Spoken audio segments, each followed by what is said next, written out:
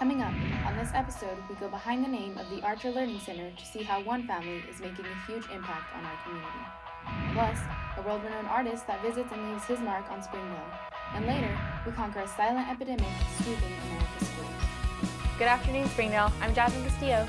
And I'm Daniel Cedric. Welcome to another episode of Springdale Today. Today's date is October 23rd, 2013. Most buildings have a name on them. Discovering the story behind the name of Archer Learning Center helped us realize this family has been giving to Springdale for a long time. Joey Myers has the story. With the presentation of a plaque and the cutting of a ribbon, the Archer Learning Center was officially dedicated and named the John and Velma Archer Learning Center. The Archer Learning Center is for students from grades 8 to 12, with 4 class periods each day. Each class period is an hour and a half long. This gives students the opportunity to have more one-on-one time. For some students like Grant Thomas and Brandon Wilson, the Archer Learning Center is a second chance. I love this school. It's probably one of the greatest things that the Springdale School District has ever done. It shows that there's always a second chance. It shows that just because you made mistakes once, it doesn't make your decisions for the rest of your life. And to me, it's a school that allows you to have a second chance to be able to graduate, go on to bigger, better things if the general school hasn't worked out. Every teacher and faculty member at the Archer Learning Center works to make sure every student has a chance to succeed and, most importantly, graduate. And our goal here is to get all kids to graduate and to be ready for careers, or if they choose to go to college, just help kids be successful, maybe for the first time. Everyone here is so supportive. I mean, the teachers are supportive of the other teachers, they're supportive of the students help each other out, just the high level of respect and concern for everyone's success here. For John Archer, the most rewarding part about helping students is seeing the kids graduate. My favorite part is knowing that there's kids that wouldn't graduate otherwise, that they're going to graduate. That their life's not going to be lost with lack of education. The Archer Learning Center is quickly becoming one of the premier schools academically in the Springdale School District. And during this last year, the students in this school excelled academically. Their literacy scores increased by 3-fold as compared to the prior graduating class. And the mathematics scores rose to the same level as both Har-ber and Springdale High School. Archer Learning Center was dedicated to John and Velma Archer because of their contributions and donations to the Springdale Public Schools.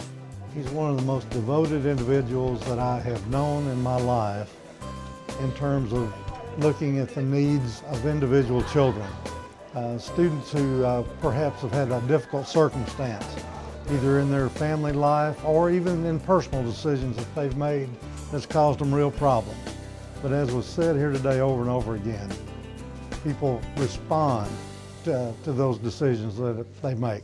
Some being great decisions, some being poor decisions. But an opportunity to attend the Archer Learning Center provides resources and support that helps each of those children overcome whatever difficulties they might have. And what we all know is these are some of the brightest young people that we have. And to see them really find out more and more about who they are and who they can become is really beautiful. And then to see them realize their potential and promise at this level in their lives is what education is all about. John and Velma Archer started to give to the Springdale schools in 1990, but it all started when he went up to Superintendent Jim Rollins. Well, I had some children lived in the trailer park that I had in Springdale, and I didn't think they were doing as well in school as a lot of the kids in Springdale were, and so I came to Dr. Rollins and I said, you know, we need to do something to reach down and make sure they're, and he said, you're right, and so we started working on programs to level the playing field. John Archer wants all kids to make it, no matter what their situation is, and most importantly, to find a place where they can make it. I think it's important that if they're not making it in the conventional school, that they find a place where they can make it before they give up. And this is a place where they can make it. For SDTV, I'm Joey Myers. The Archer Learning Center is a new and unique way of helping our students learn. To find out more about the center, you can visit their school webpage on the school district's website, www.springdaleschools.org. On October 18th, Lakeside Junior High was officially and formally welcomed to the district with their dedication ceremony. Lakeside showcases technology and a teaming strategy that prepares students for the 21st century job skills. Maligayang panating sa Lakeside. Yangadang Lakeside. Lakeside ay yokoso. Bienvenidos a Lakeside. Welcome to Lakeside! Lakeside Junior High School's foundational vision of teaming can be found in many aspects of the school culture. Lakeside is about networks of teams working toward a common vision of student achievement. Teaming is a valuable strategy here at Lakeside. It helps the teachers work together, but also helps the students work together with the teachers' help. To support teams of learning, Lakeside has incorporated a vast array of technology. From Google Chromebooks in each classroom to smartboard technology in every classroom to support student learning through engagement. Lakeside has encouraged me to be more involved in school and to be a better student. One of the most exciting parts about working at Lakeside is all the use of technology. You can really see a difference in the students' eagerness to learn when you tell them, hey, open up your Chromebooks. I think the technology in the classroom will benefit my students by providing them hands-on learning that is up to date with the technology that we have in our world today.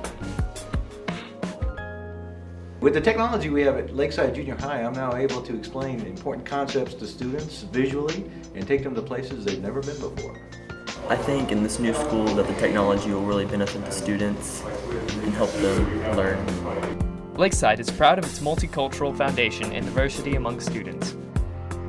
Our students come from a variety of backgrounds, but come together to be Golden Eagles.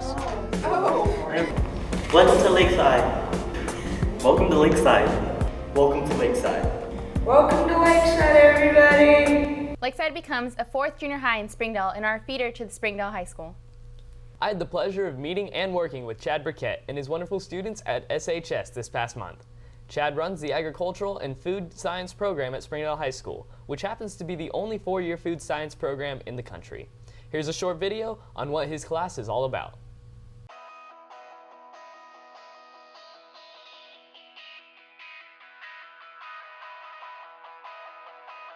The Agriculture Department of Springdale High School is the only department in the nation to have a 4-year food science program. 10 to 15% of our students have gone on to receive a degree, and 75% are currently working in the mechanics field with the machinery department. In the horticulture field, there are over 66,000 jobs available in Arkansas alone. The agricultural department teaches us not only how to maintain our livestock, but also how to take care of our family friends with animal science.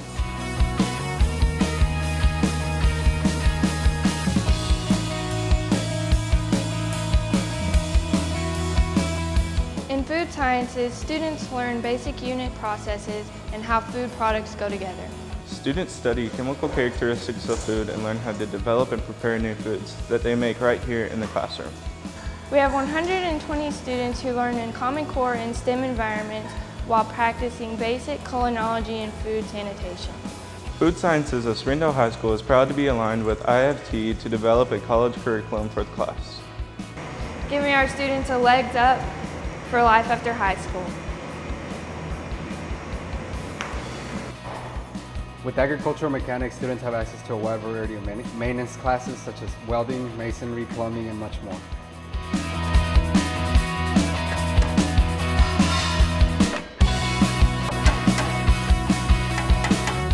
This class builds a platform for students to deal with real-world job situations.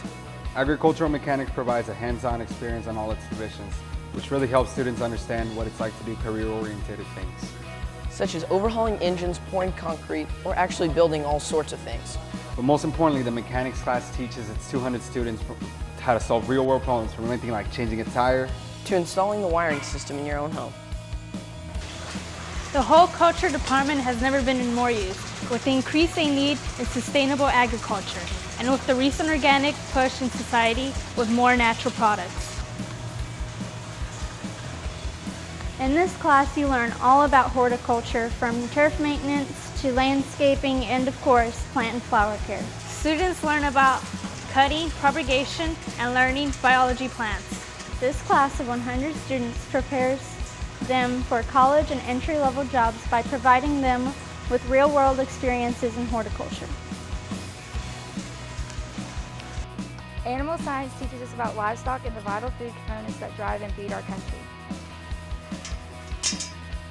Students learn about beef, ethnology, and poultry sciences and farming practices, as well as being good stewards of animals.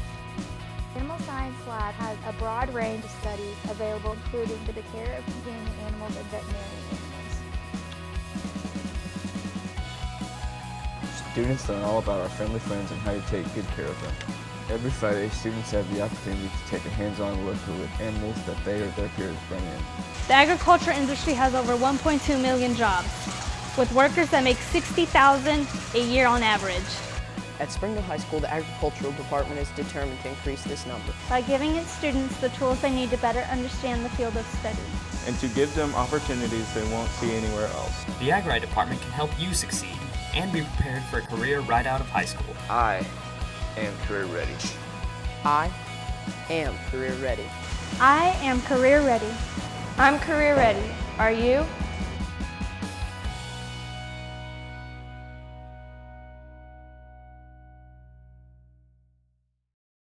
That video will be shown at several different events across the Midwest and will be used to help recruit future students for the agricultural department. As you may already know, every week we feature teachers from around the district that best utilize Common Core in their classrooms. This week we featured Jazmin Carranza, an 8th grade math teacher at Southwest Junior High. Griselda Jaimes and Violeta Herrera have the story. So let me see, Kenya, what is a text? My name is Mrs. Carranza and I'm an 8th grade math teacher and Algebra 1 teacher here at Southwest Junior High. Well, 8th grade math, we start off with transformations and then functions, linear functions, solving systems. Well, Common Core is different from years past. In the years past, the teachers would give notes and say, here's how you do it, you follow, you copy my method. But now we're giving a problem and having the students try to solve it, persevering, not giving up, and then we have them teach the class. We have them show their methods, and then students can relate with the method they most like and then use that method to solve a problem. I think the students learn more. They're, before they would see a word problem and they would freak out, but now they're able to see a word problem and try to persevere in solving it, and they're becoming skilled at solving problems. Well, we have 8 mathematical practices, and I can show you, they're right there. But it's making sense of a problem, reasoning abstractly and quantitatively, construct viable arguments, and critique the reasoning of others. And I think number 3 is we want the kids to kind of argue, and critique each other's methods and say, hey, look, I have a better method, it's quicker. Last year was the first year we started Common Core in 8th grade down. 8th grade and 7th and down. And this year we started in 9th and throughout the high school. And the reason we started Common Core was it's a new government system. We're trying to have students think for themselves and solve problems. Like before, they would try to learn a method and then they would forget it because they didn't make it their own. But now the students are creating their own methods and using that to solve problems. I feel it's impacting them a lot. Like students that probably would never speak in class are now taking part and they're speaking. They're able to present, and also just thinking, there's different ways of solving a problem, and that's what I love about Common Core, that we're motivating students to find their own way and keeping that method and solving the problems. What I enjoy the most is just seeing how my students think. I was taught a certain way, and that's how I learned math, and now that I see and hear what my students are doing, it opens my mind. I'm even learning. So that's what I love. Not to give up. Sometimes it's hard when you're used to doing, teaching the same way years and years and changing your habits. But if you stick with it, you'll get better at it and you'll see a difference in your students. If you know a teacher you'd like to have featured, email us at communications@sdel.org. After the break, an art festival that could help you pay for college, and later, we bring awareness to a cause several seem to overlook. That and much more after the break. The Jones Center is looking for young artists across Northwest Arkansas to compete in the first ever Spring Creek Art Festival, October 23rd through the 26th. Create your best video, sculpture, photo, painting, or live performance, whatever is art to you, and enter. The competition is open to students in Northwest Arkansas from kindergarten to college. Go to springcreekfestival.com for rules and entry deadlines. Be a part of Spring Creek Art Festival, celebrating student artists. Every year, 4,600 lives are lost to teen suicide, leaving even more people devastated. There's a lot of hurt out there in the world. There's also a lot of people who care. Don't take a permanent solution to a temporary problem. I know life might be hard now, but there's always someone there for you. Even if we don't know you. Even if we don't know you. Even if we don't know you. Even if we don't know you. There are always people who care. Springdale's downtown comes to life with music, food, and much more on October 26th for the Arkansalsa Festival. Check it out. DJ Tori Paparra, te quieren invitar, Octubre 26, Arkansalsa Festival. Come on down, Arkansalsa Festival, October 26th. We're gonna have so much fun on Emma Street from 8 in the morning till 5:30 in the afternoon, and after that, choo-choo, we get on the train. Vengan al Arkansalsa Festival este sábado, octubre 26, de 8 de la mañana a 5 de la tarde. Vamos a tener muchos juegos para toda la familia. Y al final, el tren. Nos montamos en el tren. Muchas actividades para los niños y sobre todo para unir a la comunidad. Arkansalsa Fest. The festival will help raise money for scholarships and will help benefit the community. To learn more about them, visit onecommunityar.org.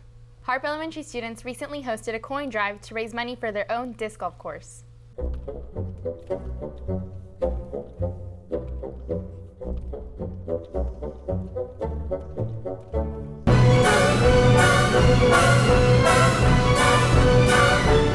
Throwing frisbees at trees is no fun, but a 9-hole disc golf course is. Be a part of Harp Elementary's coin drive today through October the 31st and help the Hawks raise their goal of $2,500 to fund a 9-hole disc golf course. The Harp Elementary students hope to raise $2,500 to get their course built. Recently, we had an internationally known artist, Mazer, visit our community and leave his mark in a huge way. Michael Driscoll brings us the story. This mural is a lot more than colors on the wall, figures on the wall, and letters on the wall. The graphic lines came from originally when I started, I did a lot of outdoor work, and then I'd bring it onto canvas, and I used the sort of patterns as a texture for backgrounds, and sort of noticed how effective it was, and sort of controlling the spray paint, because the medium spray paint on canvas is quite messy and drippy, so I was really, controlling that. And then I started bringing it outdoors then as well, and it just became a style of mine, and now I do installations with it and different things. So yeah, it's become a bit of a signature thing, I guess, and it's great, it's enjoyable to do. This mural is about community, supporting community. It's about mentorship. It's about leadership, and most importantly, it's about giving back. I came here because of the Spring Creek Art Festival and the Jones Center, and they invited me over, looked at their mission, what they want to do, and it's quite fitting with what I do, so I said, yep, let's come over and do it.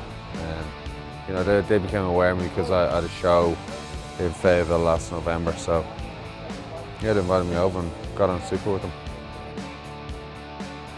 The Spring Creek Art Festival is a festival that celebrates student artists. This is Spring Creek Art Festival's first year. Located in downtown Springdale, SCAF plans to host a festival that will showcase student works in video, live performances, photography, and art. To get excitement for the festival, SCAF brought in Mazer. We're going to identify some at-risk artists. We're going to show them how to improve their life. We're going to give them a pathway for employment and for an education through scholarship, through funded programs to further their art. International artist Mazer was in Springdale to paint a mural on the Youth Strategies Skills Center. Youth Strategies is an organization that helps students believe in themselves, achieve academic and career success, and become productive citizens. But he's not only here to paint on their wall, he's also using the minds of local students as a canvas and changing their lives. Actually, I'm originally from Palau in Saipan, and I moved to Hawaii, and then I grew up in Hawaii, and then that's when I moved here, man, about 4 years ago. Actually, in Hawaii, it was pretty rough too, man. I almost died, and a lucky thing, my sister, you know, she helped me out. She took me out of this bad situation, and now I'm here. I mean, she wanted to move there, and she asked if I wanted to come over with her, and I told her yes. So I came over, and now everything has changed. I'm a better man. Man, it was rough. I mean, but I had good people, you know, like that helped me out to help me go through life, you know. And thank God I met Mike, my boss, for Youth Strategies, because he helped me out a lot too. Stay away from trouble and, you know, hang out with the right people and, you know, make the right decision. Joseph Dela Cruz is a student in the Youth Strategies program, and this presented him the opportunity to work alongside Macer. It's been awesome, man, pretty much. I mean, learning something new from him, because for me, myself, I mean, I'm an artist too, but different kind of artist, and for him to come and show us how to do this new stuff, it's pretty cool, you know. After Macer painted the mural, he constructed a three-dimensional version of his murals, but in the form of a cube. And what I wanted to do was just do a street installation. So everything I do is public art, so I want to do something outside. I do a lot of stuff that like interrupts space, you know, just like graffiti or a tag, or this mural has like interrupted the space, you know, it's taken from the norm. And so I want to do something like that. So I was going to build like a three-dimensional version of what I paint, and that became a cube. And then I just thought, just put it right in the middle of the road, talking about interrupting space and traffic and flow. Be the best thing, and it became a focal point and a place where people get their photo taken, and so I was super happy with it. Macer has had a passion for art since a very young age, and he has always dabbled in many different kinds. Saving my lunch monies and stuff like that to get spray paint, and you know, became a bit of an obsession, you know, just it was an art form where I could just do what I want and paint what I want, and so I'm glad I kept with it, you know. There's times where I wasn't gonna, but I'm glad because I'm in a good position now because of it. Many of his pieces of art promote happier and more joyful feelings rather than what most consider graffiti pieces. Well, I was always doing art and stuff like that, and I don't know, this isn't graffiti anymore, this is contemporary muralism. Right. Murals, or it's public art, you know, so maybe when I just started doing messaging and writing, doing typography, I think that's when it changed. And this message won't fade over time. Macer plans on coming back and touching it up when the pigments begin to fade. Macer will continue to inspire many as he travels around the world. Next stop on Macer's journey is in Wisconsin to work with a print museum, paint a mural, and then he'll be off to Chicago to challenge the creativity of others. And for Spring Creek Art Festival, the mural is just the beginning. They will host their inaugural festival at the end of October with plans to provide scholarships to students in video, art, photography, and live performance. Just like the mural, Spring Creek will make a lasting impact and inspire students to believe in their abilities.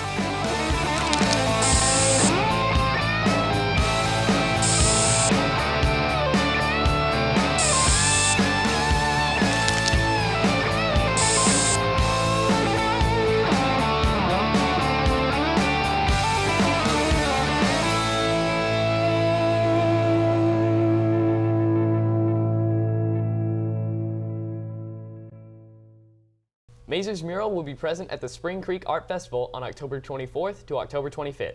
For more information on SCAF and Macer's mural, go to springcreekfestival.com.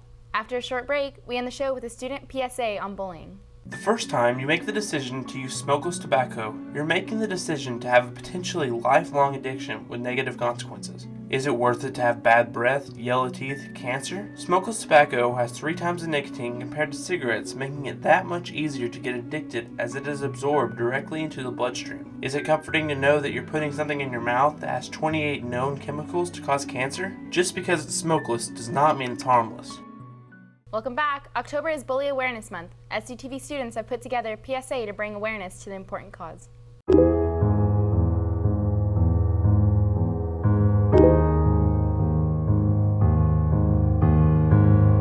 I hope he never has kids. They might turn out as stupid as him. Can you believe it? She couldn't even fit into her cheer uniform. Nobody likes you, and I hope that you know that. He thought he could sit on our table. Freak. She's way too big to be a flyer. I hope I never sound as stupid as you. You're not good enough to be a cheerleader. You don't have the right looks. You're a pathetic excuse for a human being. Go ahead. Tell them everything you know. That'll take about 10 seconds. Who would vote for her for homecoming queen? He's such a freak. He should have never been born. When people don't experience the damage cyberbullying causes, they feel little empathy. Cyberbullying effects are more devastating and spread infinitely faster than physical bullying. 53% of people have cyberbullied someone. 58% of people have been cyberbullied, and 58% of those people who have been bullied have never told anybody. Cyberbullying tends to increase in elementary school, peaks in middle school, and declines in high school and adulthood. Adults turn a blind eye to cyberbullying and blame it on kids just being kids. People are bullied for their appearance, gender, race, how much money their parents have, religion, and their sexual orientation. 20% of high school students reported being bullied on school property in 2009. Almost 6% of high school students reported carrying a gun, knife, or club to school. Arkansas has one of the highest rates of teen dating violence. 14% of Arkansas teens report that they have been hit, slapped, punched, and purposely hurt by boyfriend or girlfriend. I was a victim of cyberbullying through Twitter. It made me feel self-conscious and embarrassed. I personally have been bullied, and so have my friends. I participate in school sports, and I have been bullied by my teammates. They have told other people to not speak to me or like me because of things that never really happened. I don't understand why people have to hurt each other. It hurts them a lot, and later it can cause them to bully other people. I think it's getting worse and worse, especially with the ease of being able to do it not face to face, being able to hide behind a screen and not get in trouble for, calling somebody a name to their face. It's just upset my friends, and it really upsets me too. It doesn't make any sense at all. Why would you want to hurt someone else when you have no idea what they're going through? It makes me feel really upset that most schools are becoming a place where most children or kids or teens don't feel safe. I think it makes people feel like they aren't worth anything and that they don't deserve to live. I've had multiple friends being driven to near suicidal states because of people just being bullies to them. There is an average of 105 suicides in the United States every day. There's one suicide for every 25 suicide attempts. In 2012, over 8,600 calls were made to the Arkansas Crisis Center hotline. Arkansas is ranked 17th in the country for suicide. In Arkansas, suicide is the third leading cause of death in students 15 to 24 years old. Emotionally, bullying makes me feel about 2 inches tall, but over time, I've learned that no matter how many people push you down, you need to learn to get back up. Even behind the screen. Even behind a screen. Even behind a screen. Even behind a screen. Even behind a screen. Your voice isn't hidden.